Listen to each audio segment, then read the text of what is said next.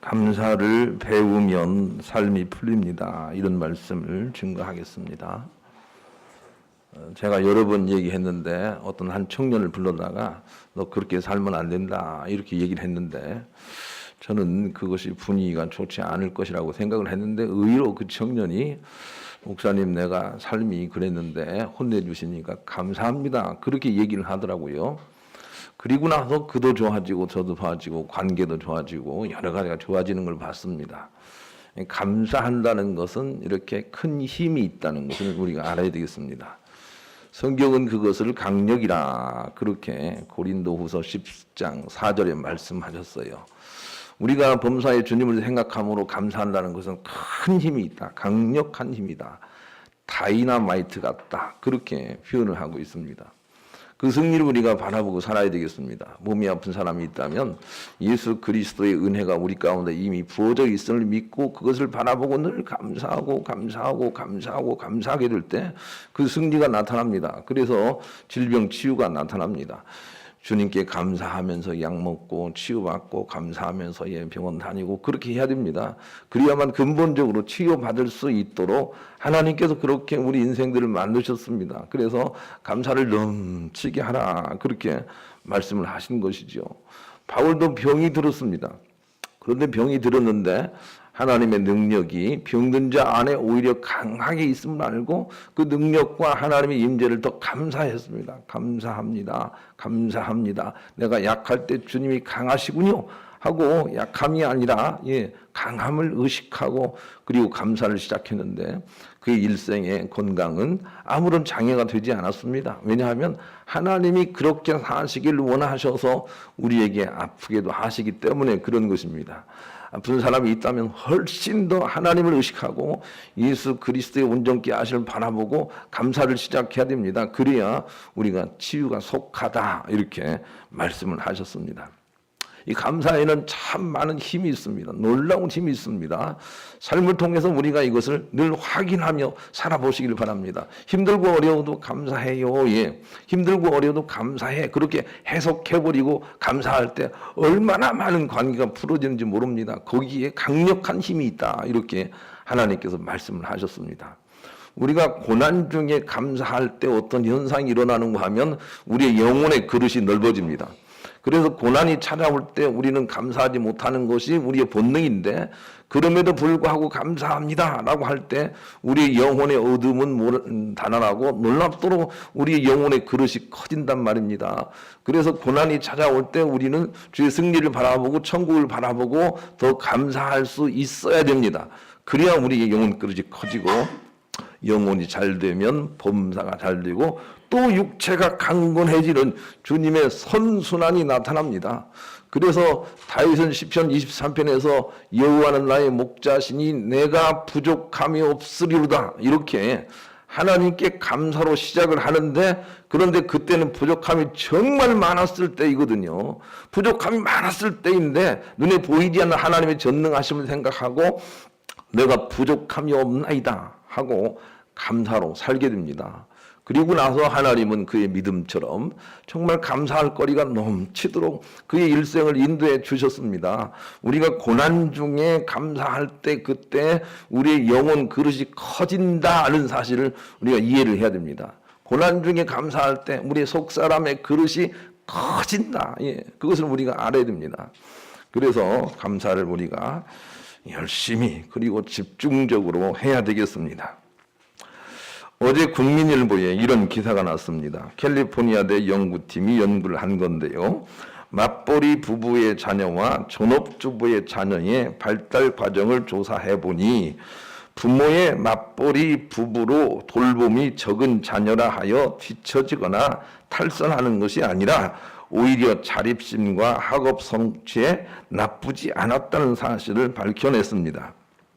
자녀의 바른 성장에 도움을 주는 것은 얼마나 오랫동안 자녀와 함께 있느냐 하는 것에 달려 있는 것이 아니라 가끔씩 만나는 부모라 할지라도 뚜렷한 소신을 가지고 든든한 버팀목으로 얼마나 서 있어주고 있느냐의 여부에 자녀의 진로가 결정된다 이렇게 연구 결과를 발표해 놓고 있었습니다. 그런데 공교롭게도 그 기사 밑에 오인숙이라는 교수가 이런 글을 또 이어서 붙여놓고 있더라고요.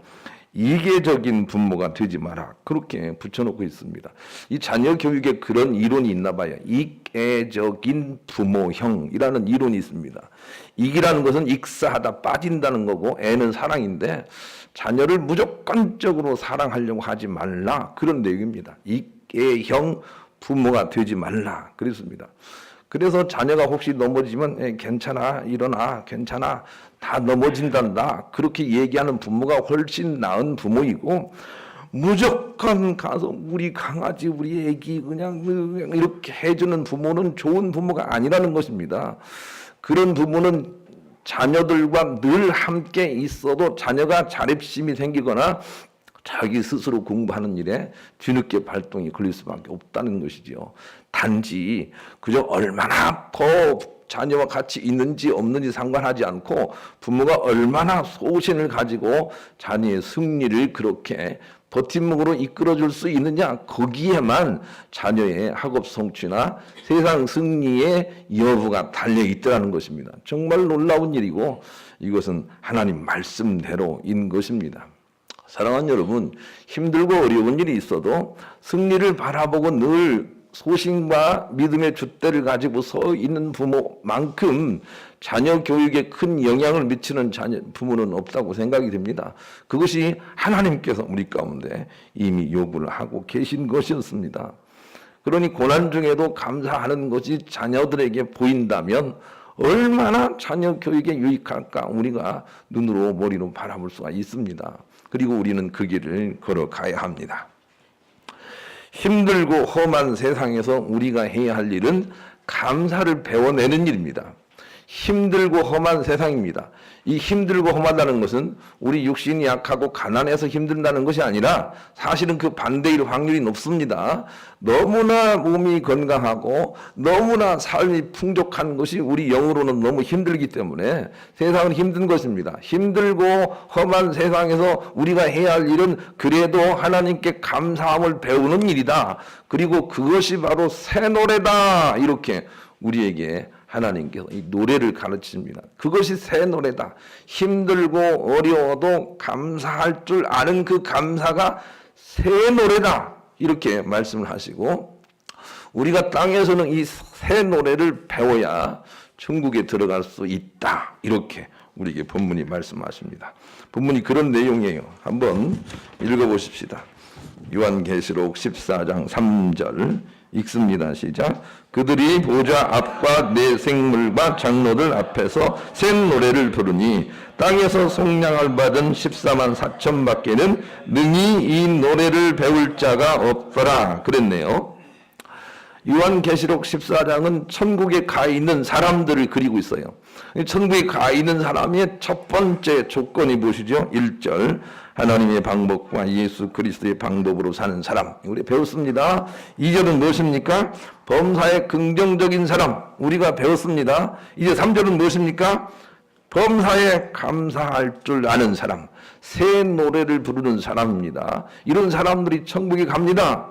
그래서 늘 우리는 이 땅에서 범사에 감사를 배우는 자가 되어야 한다 하고 오늘 본문에서 땅에서 이 노래를 배우는 자가 되라 이렇게 말씀하고 있습니다. 이 말씀은 요한계시록 7장 11절로 14절에 이렇게 길게 풀어져 있기 때문에 말씀을 말씀으로 읽으면 됩니다. 여기에 책가락비를 하시고 7장 14절을 잠깐 떠들러 보겠습니다. 요한복음 7장 요한계시록 죄송합니다. 요한계시록 7장 11절로 14절까지를 보겠습니다. 똑같이 이렇게 풀어져 있는 거예요. 같은 말씀이에요. 예.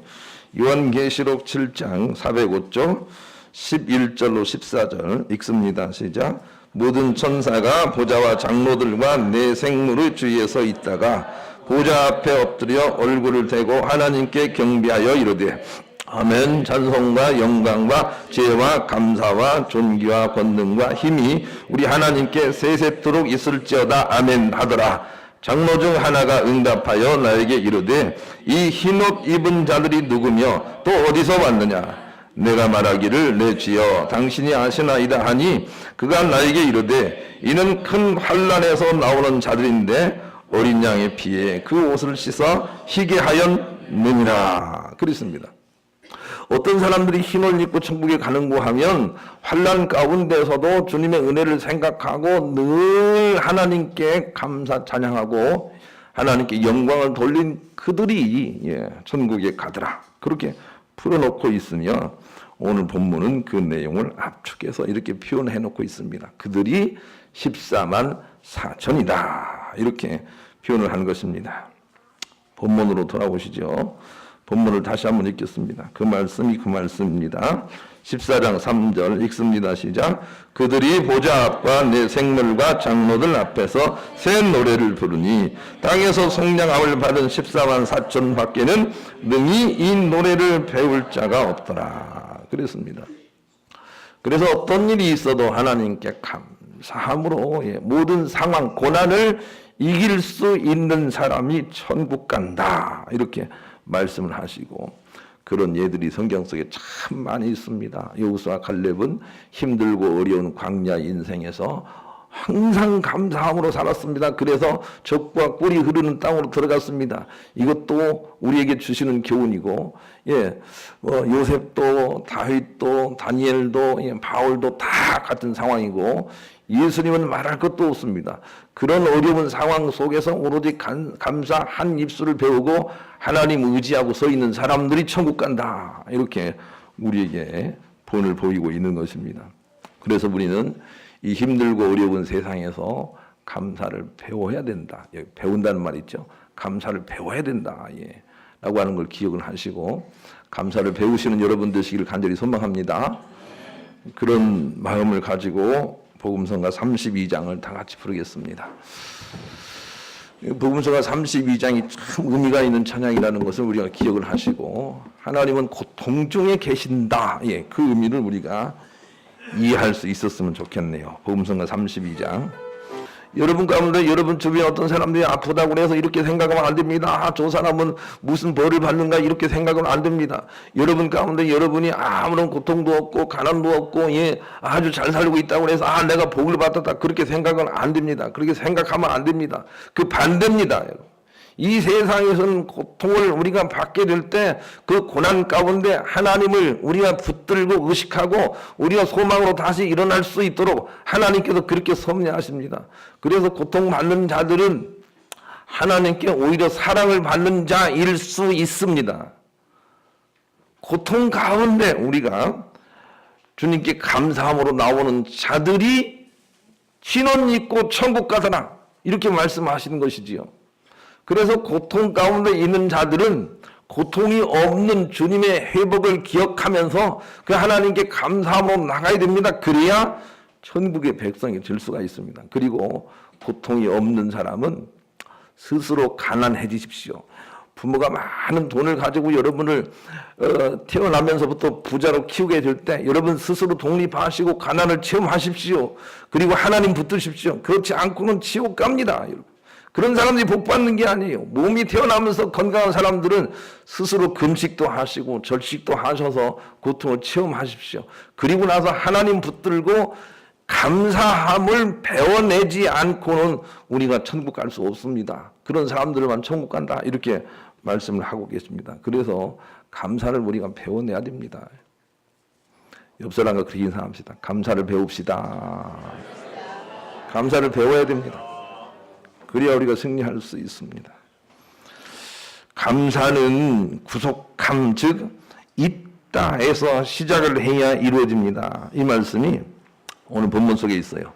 감사는 있다에서 시작을 해야 합니다. 그래야 이루어집니다. 3절 그들이 보좌 앞과 내 생물과 장로들 앞에서 새 노래를 부르니 땅에서 속량함을 받은 14만 4천 밖에는 능히 이 노래를 배울 자가 없더라 그랬습니다. 땅에서 속량함을 받은 자입니다. 여러분. 그래서 우리가 이 이치를 우리가 알아야 됩니다. 우리가 육신이 아프지만 그러나 이미 우리 안에는 온전한 치유가 있습니다. 우리의 속사람에게는 온전한 치유가 있고 그 속사람을 의식하도록 우리 육체가 아픈 것입니다. 그래서 우리의 속사람은 항상 치유 가운데 있다는 것을 아는 사람만이 감사를 할 수가 있습니다. 아픈 중에도.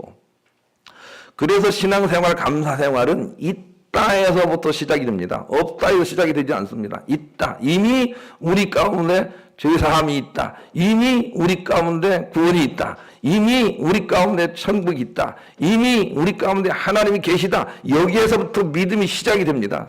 그리고 그것이 자꾸 나타나도록 내가 감사하는 것입니다. 오로지 감사하는 것입니다. 하나님 내 안에 건강 주심을 감사합니다 하고 모든 치유를 우리가 해야 됩니다. 그래야만 우리가 천국 갈 수 있고 온전한 지옥 가운데 나갈 수가 있습니다. 욥이 이 온전한 지옥 가운데 나갈 수 있었던 것은 이렇게 생각을 했기 때문입니다. 나의 달려가는 길을 주께서 아시나니 주님이 나를 달려나신 후에 그 다음에 뭐죠? 내가 천금같이 나오리다. 이렇게 이미 있다는 걸 알고 달려갔기 때문에 그의 질고가 치유받고 그의 가정도 치유받고 전혀 새로운 축복으로 나갈 수가 있었습니다. 여러분 믿음의 생활은 이미 있다 해서 시작이 됩니다. 우리 가정의 회복이 이미 있다 해서부터 감사로 시작하는 것이 믿음입니다. 이미 있다 생각을 해야 됩니다. 내 질병의 치유가 온전히 내 안에 있다. 내 안에 나의 치유가 있다 라고 생각을 하고 약을 드십시오. 그래야만 우리가 온전히 치유로 나갈 수가 있습니다. 모든 감사는 이미 있다에서부터 시작이 된다는 것을 우리가 알아야 됩니다. 그래서 빌 존슨 목사님은 어떤 사람이 자기에게 기도해달라 하고 그렇게 머리를 디밀 때도 내가 기도하면 네가 나을 것으로 믿느냐 하고 꼭 묻습니다. 그래서 믿지 않으면 기도를 안 해줍니다. 왜냐하면 안 믿으면 기도 응답이 안 나타난다는 것을 알기 때문에 그렇습니다. 믿어야 됩니다. 믿어야 그것이 나타납니다. 그래서 내 안에 이미 모든 것이 있다. 모든 승리가 있다. 여기에서 시작을 해야 됩니다. 그래야만 감사를 할 수가 있는 것입니다. 그런 찬양이 복음성가 56장입니다. 56장도 한번 찬양해 보겠습니다. 복음성가 56장. 내 안에 그분이 계시다. 56장. 가슴 한번 두드립시다. 내 안에 다 있다. 시작. 내 안에 다 있다. 있습니다. 이것이 나타나도록 우리가 할 일은 감사합니다. 우리 가정의 행복 이 안에 다 있다. 감사합니다. 나타나시옵소서. 감사합니다. 이게 바울입니다. 바울은 성령의 나타남으로 살았다니까요. 성령의 나타남. 이 우리 안에 계신 주님이 나타나도록, 승리가 나타나도록 그렇게 살았다 그 말이지요. 그래서 감사가 끊어지지 않습니다. 원망 불평하지 않습니다. 그런 사람들을 하나님이 반드시 고치시고 새롭게 하십니다. 그러니 있다에서 시작을 해야 됩니다. 두 번째는 감사로 땅에서 천국을 만드는 이가 하늘 천국에 간다는 것이죠. 이 부분을 우리가 간과해서는 안 되겠습니다. 왜냐하면 땅에서 속량함을 받은 자들이 하늘의 노래를 배우고 하느님 앞에 나가더라. 이렇게 요한계시록 7장과 연결해서 우리가 본문을 읽을 수가 있습니다. 땅에서 속량함을 받은 자들이 이미 천국을 만든 자들이 천국 가더라. 이것을 우리에게 가르쳐주고 있습니다. 지난주에 EBS 방송에서 어떤 부부 얘기가 나오더라고요. 항상 나와요. 달라졌어요 라는 프로그램인데 제가 그 프로그램을 과거의 것까지 해서 다 봤습니다. 가정의 일들을. 그런데 정말 가정마다 심각해요. 뭐가 심각한 거 하면 가정을 풀어낼 수 있는 방법을 몰라요. 가정을 행복하게 만들 수 있는 방법을 몰라요. 그리고 자기가 옳다고 생각을 하는 거예요.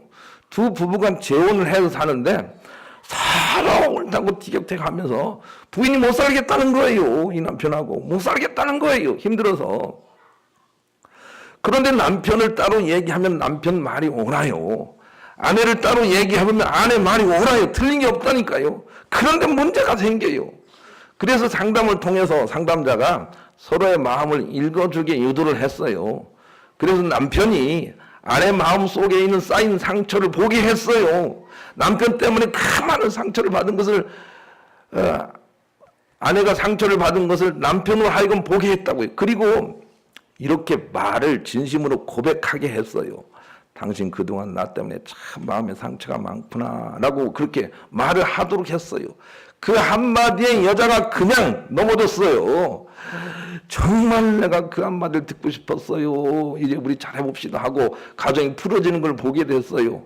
사랑하는 여러분, 우리가 배워야 할 것은 범사에 감사함으로 이 땅의 천국을 만들 수 있는 비결이 의외로 간단하다는 걸 우리가 배워야 돼요. 정말로 간단하다는 걸 배워야 돼요. 자기가 옳다고 주장하고 윽박지르고 자꾸 고치려고 하는 것은 복잡한 수순으로 들어가는 것입니다. 그저 감사하고 하나님께 의지하고 인정해주고 받아주고 하는 하나님의 말씀, 사랑이라는 것이 정말로 간단하게 문제를 풀 수 있는 길이라는 것을 우리가 배워야 돼요. 그래서 감사를 배우라. 천국의 언어를 배우라. 새 노래를 배워라. 이렇게 말씀을 하고 계세요. 이것을 우리가 배워야 돼요. 우리 시골 교회에 어느 한 장로님이 계신데 이 장로님 어머니가 돌아가셨어요. 그리고 나서 7남매의 아버지가 혼자 남으니까 주변에 좋은 그런 여인을 어머니로 이렇게 천국을 해서 모셨습니다. 그런데 어머니를 처음에 모셨을 때 모두가 다 아주 몸매가 대면대면하지 않습니까? 그런 상황인데 이 어머니가 얼마나 초지일관하게 굳은 심지의 믿음을 가지고 그렇게 저들을 잘 이렇게 다스렸던지 지금은 뭐라고 얘기를 하는가 하면 우리의 생모보다 지금 새어머니가 더 좋다는 거예요. 그렇게 얘기를 하더라고요. 나는 이 새어머니 같은 삶을 사는 사람들이 천국 간다 그렇게 생각을 해요. 말씀이 그렇잖아요. 이 땅에서 속량함을 받은 자로 새 노래를 배워서 천국의 언어를 알아듣는 그들이 하나님 앞에 나가서 찬송하게 된다. 이렇게 말하지 않습니까? 우리가 이 땅에서 천국의 언어를 배워서 천국을 만들어야 천국 간다는 것이죠. 가정이 막 이렇게 허물어지도록 방치해놓고 하나님의 천국의 언어를 배울 생각지도 않는, 그래서 자기가 옳다고 얘기하고 그리고 밖에 나가기만 하면 자꾸 자기 배우자 욕을 하는 그런 사람들이 없어져야 돼요. 그런 사람 지옥 간단 말이에요. 이 땅에서 어떻든 천국의 언어를 배워서 천국을 만들어야 천국 간다니까요. 천국을 만들고 맛보고 그 효염이 있어야 그런 사람들이 천국 간다고요. 그래서 우리가 방심하면 안 돼요. 우리가 반드시 배워야 돼요. 그래서 중철이 결혼식 때도 얘기했지만 세 가지 말을 배워야 돼요. 첫째는 감사의 말. 그 말이 오늘 본문 아니에요. 감사의 말이에요. 두 번째는 인정해주는 구나. 이게 정말 어려워요. 구나가. 네가 화가 났구나. 이렇게 인정해주는 게 정말 어렵다니까요. 네가 그것 때문에 참 나에게 상처를 많이 받았구나. 이렇게 인정해주는 게 정말로 어려워요. 그렇게 말하지 않고 그딴 일로 상처를 받느냐고 그렇게 말을 한다고요. 이거 안 풀어집니다. 자꾸 인정해주는 말. 그리고 괜찮아. 그렇게 말하는 말. 괜찮아. 괜찮아. 잘 될 거야. 이렇게 말해주는 이 세 가지 말을 배워야 돼요. 그리고 그 말을 집중적으로 사용해야 돼요. 그래야 천국이 된다니까요. 그리고 천국 만드는 자들이 천국의 언어를 배우고 천국 간다. 이 사실을 우리가 잊어버리면 안 됩니다. 그래서 나는 우리 교회에 비전이 있어요. 우리 교회에서는 서로 그냥 일을 못하고 좀 잘못하고 하는 일이 있어도 이 천국의 언어를 배우는 훈련장으로 그렇게 생각을 하고 비난하거나 남을 뭐라 하지 말아야 돼요. 그냥 오로지 감사해. 그런 사람도 있지 뭐. 그런 사람도 있어야 되지 뭐. 이렇게 감사하고 인정하는 그런 언어를 넘쳐야 돼요. 그래야 놀랍도록 여기가 천국의 모형이 회복되고 하늘과 소통하는 자리가 돼요. 내가 나중에 얘기하겠습니다만은 하나님과 소통하는 자리가 있어요. 젖과 꿀이 흐르는 땅. 거기에만 하나님의 놀라운 기적이 나타나요. 그렇기 때문에 우리는 반드시 그걸 만들어야 돼요. 우리 교회라도 그걸 만들어야 돼요. 세 가지 말들을 많이 해야 돼요. 그래야 그런 환경이 만들어져요. 그런 사람들이 천국 간다고요. 가정 소홀히 여기지 마세요. 가정이 젖과 꿀이 흐르는 땅이 되지 않고 푸석푸석한 에레미야 17장 5절처럼 돼 있다면 회개하고 우리가 말들을 바꿔야 돼요.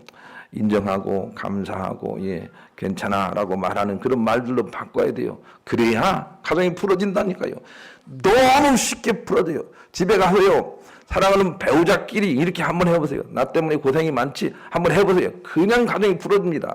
나 때문에 고생이 많지? 그런데 이걸 평생토록 안 합니다. 가정이 풀어지지 않습니다. 당신이 뭐가 힘들어서 그래? 이렇게 말을 합니다. 안 풀어집니다, 여러분. 나 때문에 고생이 많지. 한번 해봅시다. 옆 사람과. 나 때문에 고생이 많죠? 예. 나 때문에 고생이 많죠? 예. 풀어집니다, 여러분. 놀랍도록 천국이 됩니다. 너무너무 쉽습니다. 예. 그 쉬운 것을 왜 안 하느냐 하고 하나님께서 우리에게 가르쳐 주십니다. 미래학자 조셉 테인턴은 그의 저서에서 거대한 문명이 멸망하는 이유는 세 가지다 그랬습니다. 그 첫째는 전쟁이고 그 다음은 기근이며 또 하나는 질병이다 그랬습니다. 이것은 결국 인간 내면에 있는 노와 탐과 의무 결과이며 인간의 문명은 결국 감사로 노타 몸을 다스리지 못한 결과로 인하여 붕괴가 되는 것입니다. 이렇게 말을 하고 있습니다. 이런 힘든 일이 있어도 진주조개처럼 진주조개는 조개 속에 이물질을 넣지 않습니까? 그런데 그 이물질을 자기의 좋은 감사 같은 호르몬으로 자꾸 덮어서 자꾸 이기려고 하다 보니까 그 이물질을 이기려고 하는 호르몬이 진주가 되지 않습니까? 그와 마찬가지로 우리가 힘들고 어려운 일이 있어서 자꾸 감사 호르몬을 내서 감사로 하게 될 때 나도 모르는 사이에 진주 같은 그런 열매가 그 가운데 있다는 것입니다. 이 감사를 우리가 배워내야 합니다. 그렇지 않고는 인류가 멸망하고 가정이 멸망하고 교회가 멸망합니다. 교회도 멸망합니다. 감사가 적으면. 이게 하나님의 법입니다. 그러니 우리가 감사를 열심히 배워내야 합니다. 유치원 어린이 10명씩을 나눠서 행복한 비디오와 슬픈 비디오를 보여주고 10분 후에 확률적인 게임인 윷놀이를 하게 했다고 합니다. 그런데 행복 비디오를 보고 기분이 좋은 사람들이 그렇지 않은 사람들보다 70%를 승리했다 그럽니다. 여러분 세상에 다 운 같은 것이지만 그러나 마음에 확신을 가지고 감사하는 마음으로 그렇게 도전하게 될 때 오히려 훨씬 확률이 높습니다. 윷놀이는 그냥 나오는 대로 하는 것 같지만 그렇지 않다는 것입니다. 기쁜 마음으로 던지는 자들이 훨씬 더 잘 나오더라는 것입니다. 제가 시골에 살 때 전희자라는 누나가 있었습니다. 그런데 어디서나 개해서 심지를 뽑으면 항상 뽑는 거예요. 그런 여자가 하나 있었어요. 그런데 지금 와서 생각해 보니까 남들보다 훨씬 담대한 것을 알겠어요. 담대. 남들은 막 우리가 왕주 1등을 뽑아야 되는데 뭐 이런 마음을 가지고 뽑는다면 그 누나는 이미 그냥 자신감이 넘치는 그런 속사람으로 뽑았던 것 같아요. 그리고 그 삶이 그랬어요.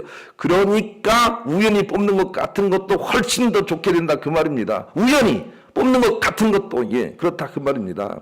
이제 수능이 얼마 남지 않았지 않습니까? 그런데 그냥 잘 모르는 것을 딱 찍는 것보다 정말 믿음을 가지고 찍는 것이 훨씬 점수가 많이 나온다라고 하는 걸 우리가 알아야 됩니다. 그 배경 속에 그게 있다 그 말입니다. 무심코 내가 어느 길을 걸어가도 정말 주님에 대한 감사의 마음으로 그냥 걸어가게 될 때 우연히 좋은 만남을 주신다 그 말이지요. 하나님의 역사가 그렇다고요. 그러니 우리는 감사를 배우고 감사롭게 살도록 살아야 되는 것입니다. 빌립보서 4장 4절로 7절 주 안에서 항상 기뻐하라. 내가 다시 말하노니 기뻐하라. 내가 다시 말하노니 기뻐하라. 너희 관용을 모든 사람에게 알게 하라. 주께서 가까우시니라. 아무것도 염려하지 말고 모든 일에 기도와 간구로 너희 구할 것을 그 다음에 뭐죠? 감사함으로 하나님께 아리라. 감사함으로 아리라. 감사를 배워라. 아니 없는데 어떻게 감사합니까? 아니 있다 미안해. 있다 감사해라. 감사를 배워라. 감사하면 감사한 일거리가 나올 것이다. 그렇게 말씀하세요. 왜냐하면 네 안에 있기 때문에. 네 안에 있기 때문에. 그래서 감사를 하라는 것입니다. 감사는 평소에 배워서 위기 상황에 힘을 발휘하는 것입니다. 이 사실 잊지 마세요. 감사는 평소에 배워서 위기 상황에 힘을 발휘하는 것입니다. 평소에 감사함을 배워놓지 않고 위기 상황에 감사로 이길 수 있는 사람이 없습니다. 그래서 평소에 감사를 배워내야 합니다. 믿음은 결혼과 같아야 합니다. 이렇게 여러분에게 권면을 드립니다. 사람이 결혼을 하기 전에는 자꾸 많이 떠보고 물어봐야 됩니다. 그 사람 괜찮아? 옆에 있는 사람에게도 물어봐야 됩니다. 목사님에게도 와서 내가 이 결혼하기로 좀 이게 작정하고 있는 사람입니다. 괜찮은지 좀 봐주십시오 하고 자꾸 물어봐야 됩니다. 결혼하기 전에는 많이 물어봐야 됩니다. 너 어떻게 살았는지 가정이 어떤지 물어봐야 됩니다. 그런데 한번 딱 결혼하고 나서는 물어보면 안 됩니다. 그냥 그때부터는 모든 것이 다 예스가 돼야 됩니다. 그래야 정말 좋은 땅이 될 수가 있습니다. 결혼 이후에는 질문을 하면 안 됩니다. 믿음도 마찬가지입니다. 우리가 한번 예수 그리스도의 은혜를 알고 난 이후에는 이제 질문하면 안 됩니다. 그냥 감사만 하는 것입니다. 감사. 모든 것이 다 내 안에 계시군요 하고 감사하고, 감사하게 될 때 정말 좋은 날이 온다, 이렇게 말씀을 하고 계신 것처럼 신앙생활은 결혼과 똑같다. 결혼 이후에는 모든 걸 다 감사해야 돼요. 모든 걸. 예. 그래야만 좋은 날이 온다고요. 물어보면 안 됩니다. 종철이와 은혜는 서로 묻지 말기를. 수연이와 또 정화 씨도 서로 묻지 말기를. 묻지 말고 감사해. 널 믿어. 예. 이렇게 해야 좋은 날이 온다고요. 물으면 안 됩니다. 믿음 생활이란 힘들고 어려워도 예스를 훈련하는 과정입니다. 그것이 요한계시록 7장 12절 아까 읽었던 부분의 찬송 내용입니다. 그게 새 노래예요. 잠깐 또 요한계시록 7장 12절 떠들어 보겠습니다. 그게 하나님께서 정말 원하시는 찬송이라니까요. 천국 가는 찬송이라니까요. 예. 그래서 회개하고 천국 가고 변화된 사람들은 이렇게 찬양해요. 요한복음 7장 12절 읽습니다. 시작. 이르되 아멘. 찬송과 영광과 지혜와 감사와 존귀와 권능과 힘이 우리 하나님께 세세토록 있을지어다. 아멘. 아멘이 두 번이나 했잖아요. 예. 하나님께 모든 게 다 있습니다. 예. 이게 가장 좋은 노래라는 것입니다. 하나님의 보좌 앞에서 그 14만 4천에 속한 사람들이 다 그렇게 노래하더라. 이렇게 우리에게 증거를 해주고 있습니다. 우리의 감사에 불평이 조금도 섞이지 않으면 하나님의 승리가 반드시 나타난다고 야고보서 3장 10절로 12절에 이렇게 말씀하십니다. 한 입으로 찬송과 저주가 나는도다. 내 형제들아 이것이 마땅치 아니하니라. 샘이 한 구멍으로 어찌 단물과 쓴물을 내겠느냐. 내 형제들아 어찌 무화과 나무가 감람나무를 포도나무가 무화과나무를 맺겠느냐. 이와 같이 짠물이 단물을 내지 못하느니라 그랬습니다. 우리가 감사로 한 입술만 가지면 분명히 된다. 이렇게 말씀하시고 왜 안 되느냐? 네 한 입 가지고 감사와 원망 불평이 같이 있기 때문이다. 그렇게 말씀하십니다. 그래서 결혼 후에는 묻지 않고 예만 해야 됩니다. 예, 알았어요. 그리고 그냥 시간을 좀 들이면 또 물어볼 것입니다. 그거 했어 안 했어? 예, 알았어요. 예. 그리고 또 시간을 들이면 스스로 지가 압니다. 이거 안 되는 거구나 하고 거둬드립니다. 오로지 예만 배우는 것입니다. 아니가 없어야 됩니다. 놀랍도록 승리가 거기 있는 것이다. 예. 그렇게 말씀하세요. 감사 새 노래 기억을 하십시오. 감사 새 노래, 이 새 노래를 우리가 배워야 됩니다.